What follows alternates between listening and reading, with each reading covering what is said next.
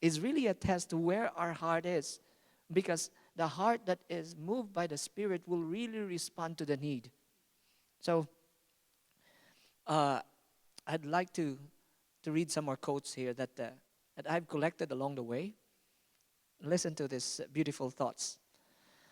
We have, oh, no, let me start from the beginning. By the price paid for our redemption, we are under obligation devote our entire affections to Christ. Can you say amen to that?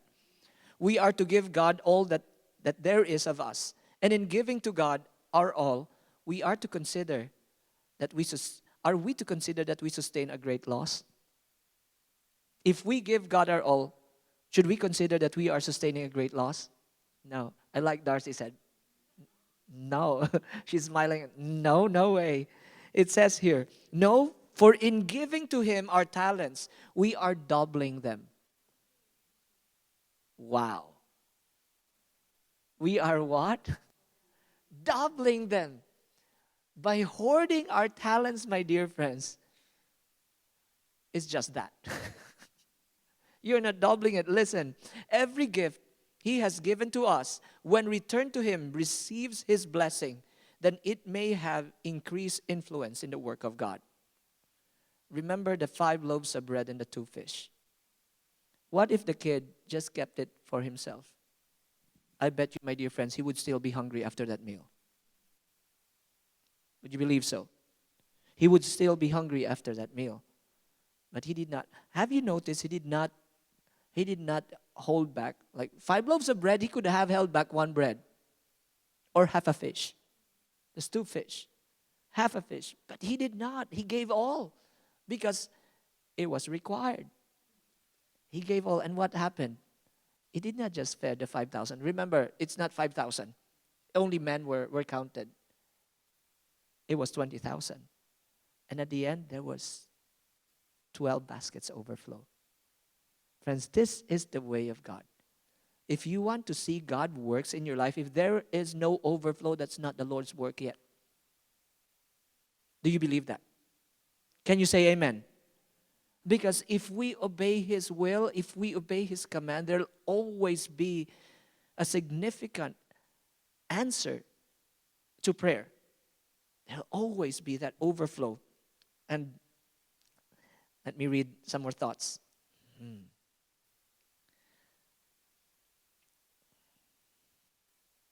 The only means which God has ordained to advance His cause is to bless men with property. He gives them the sunshine and the rain. He causes vegetation to flourish. He gives them health and ability to acquire means. All our blessings come from His bountiful hand. In turn, He would have men and women show their gratitude by returning to Him a portion of their tithes and offerings. In thanksgiving, in thanks offering, in free will offering, in trespass offering. I did not even know that there's a trespass offering. There's a lot of offering, huh?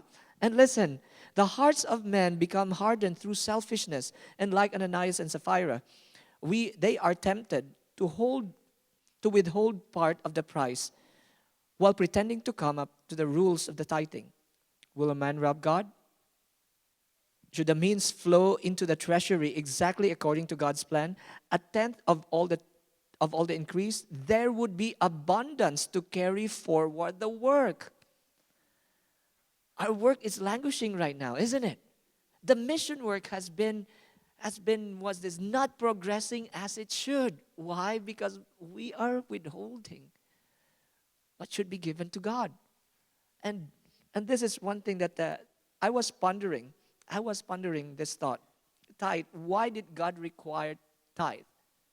If He owns the world, why did He require tithe? By the way, this is not just tithe topic this morning. But why did God require tithe if He did not own the world? If He owns the world, if He owns the treasure of this world, why would He require tithe from a poor lady in India who only earns like $1 a day? Why would He require tithe? For our hearts. Huh? Amen.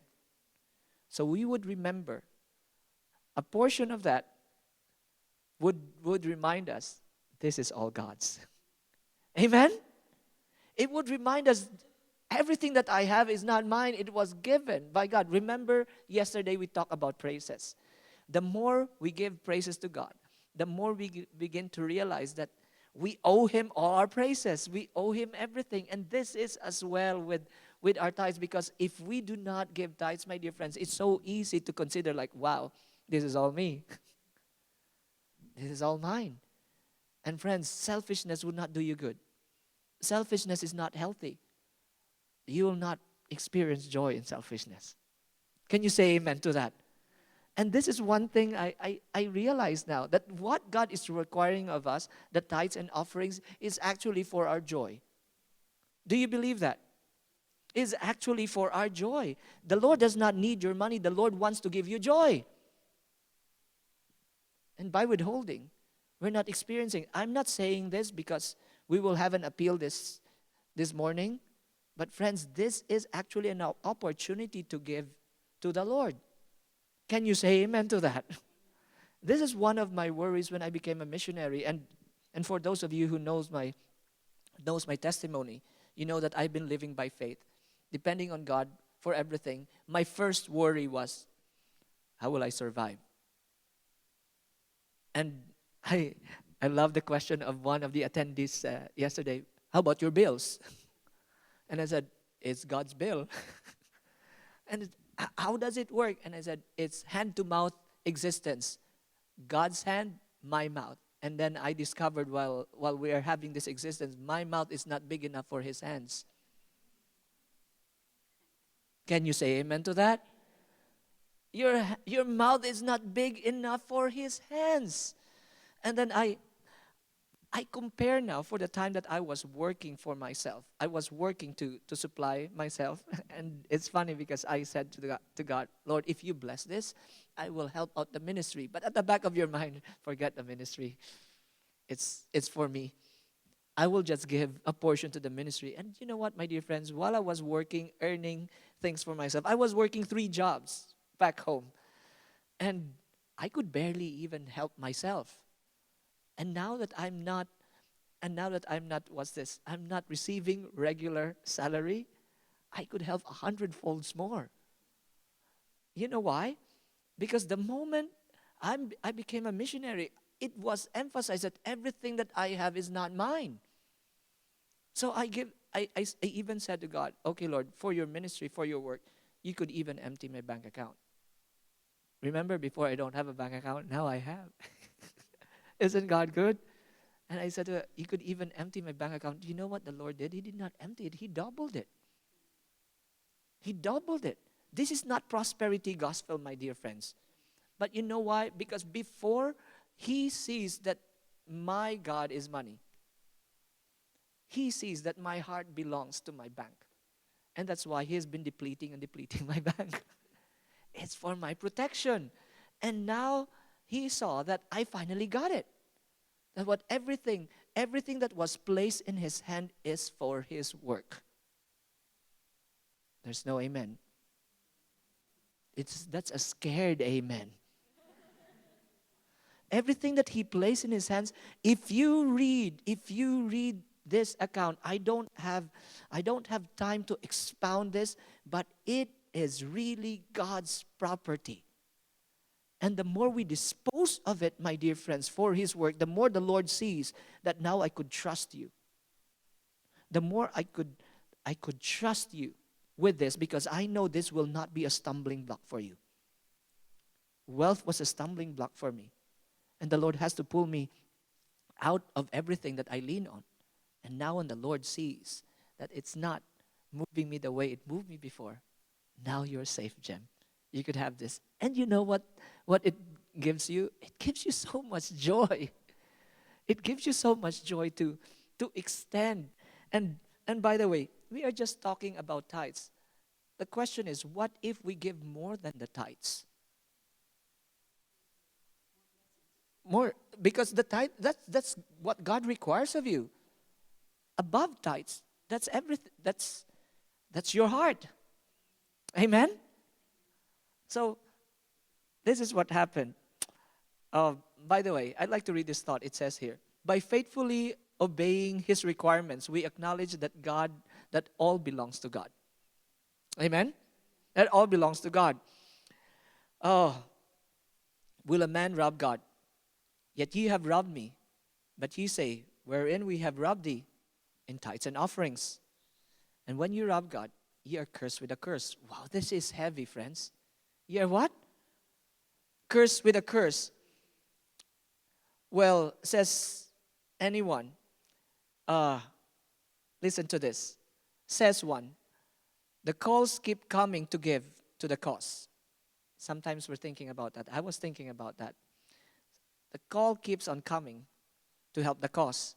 I am weary of giving. Are you? Let me ask you, are you weary of receiving from God's bountiful hand? Are you weary of what? Of receiving from God's bountiful hand. So remember, friends, I told you that I have not been receiving salary for the past almost 9 years. But that changed because early last year, I was required to have a religious visa. I had a tourist visa. But somehow, for the past 5 years that I've been coming in and out of the US, I've been coming in and out for like 14, 13 times. So every time I go into immigration, they're giving me a hard time. So they're asking me, like, what are you doing here? Why are you so frequent in the US? So I've been telling them I'm a missionary volunteer. So how much do you receive?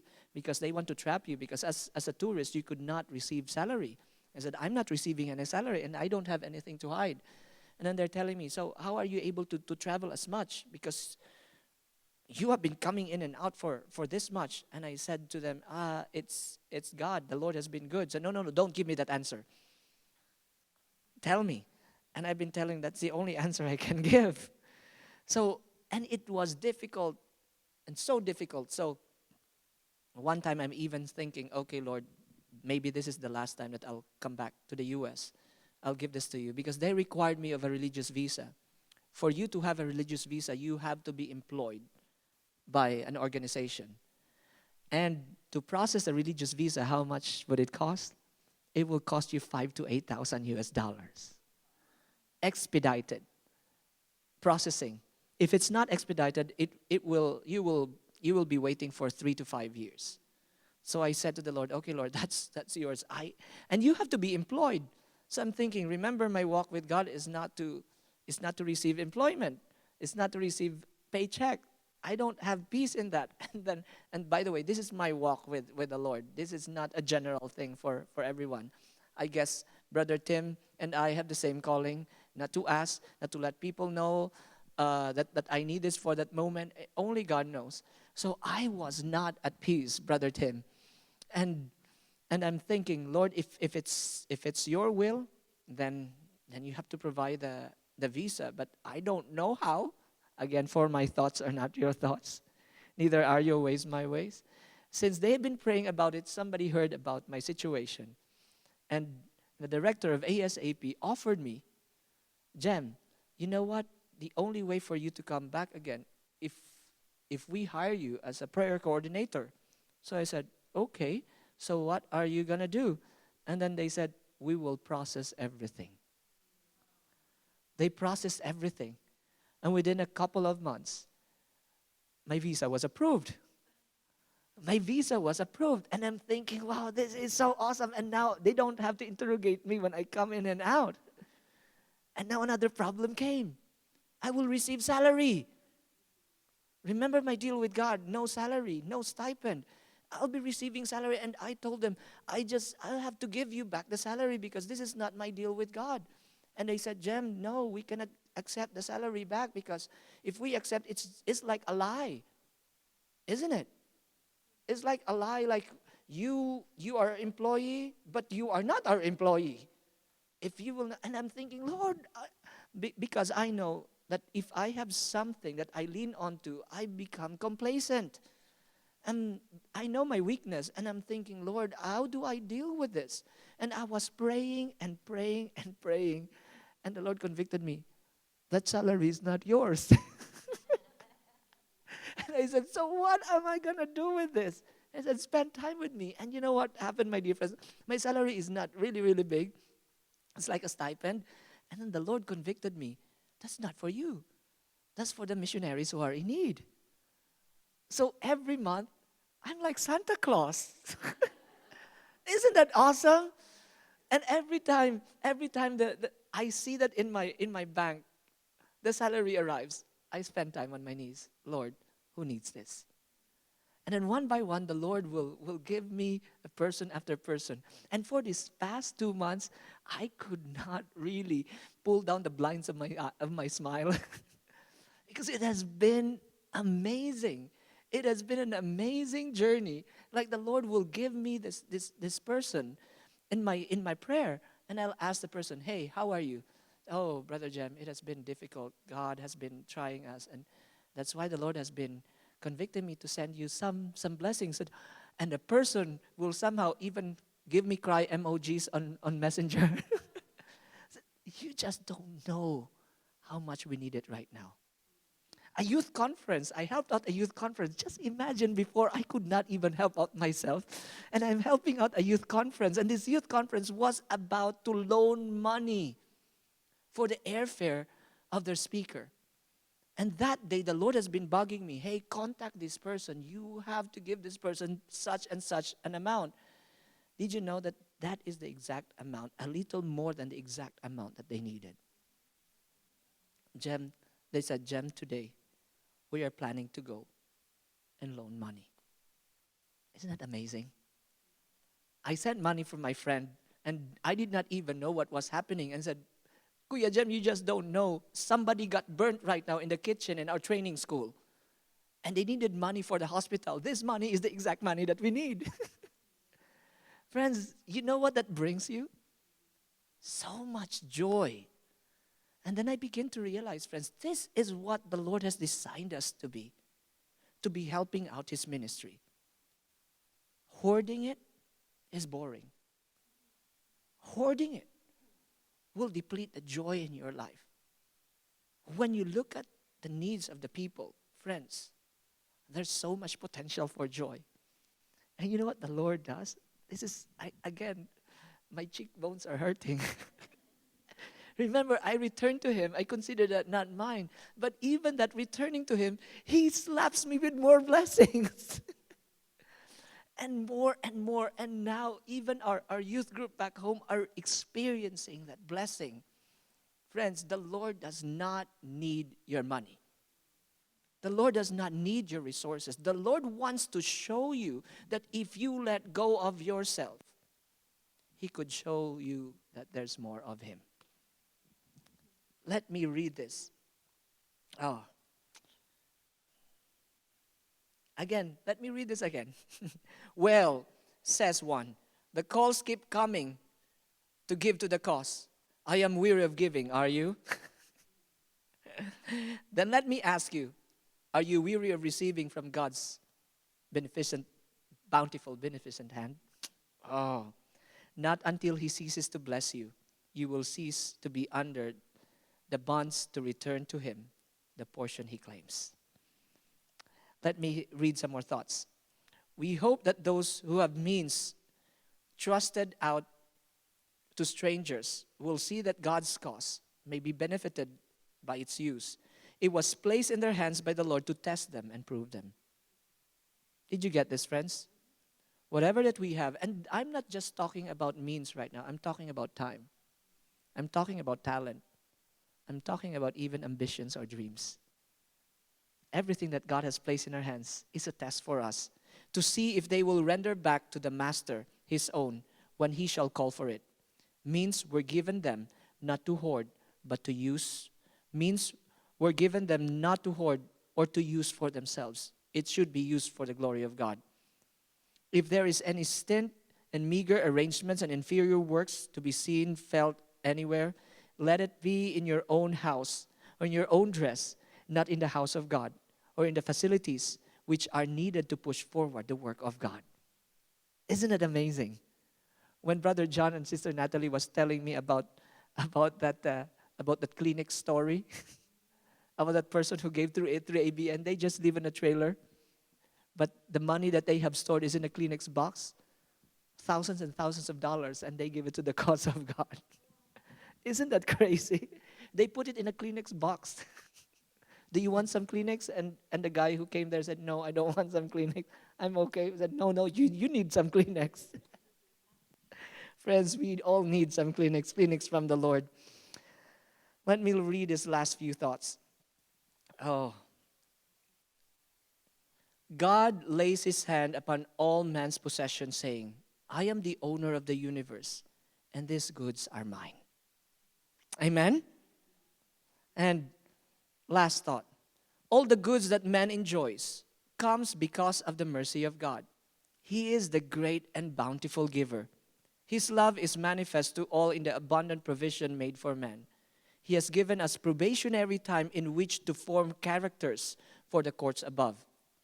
It is not because he needs anything that he asks us to reserve or apart for the possession for him. It is not because that God needs what he requires of us. It is because God needs to change our hearts. Amen?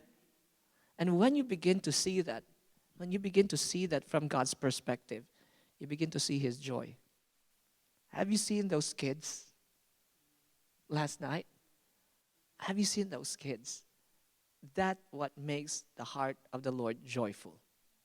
And if you make the heart of the Lord joyful, your heart will be overjoyed. Friends, let's give all to him. Let's not hold back anything from him. Anything that we hold back from him would be a dead weight for us. Let's not sit on what God has placed in our hands. These are not ours. And I tell you, friends, it's more joyful. And you will not just be the Santa Claus. Santa Claus is not real. You will be the recipient of God's joy when you become the beneficiary, the giver of his blessings. Anything that we hold in our hands is not ours anyway. And the more we expend, the more the Lord will give. So, let us give him our hearts.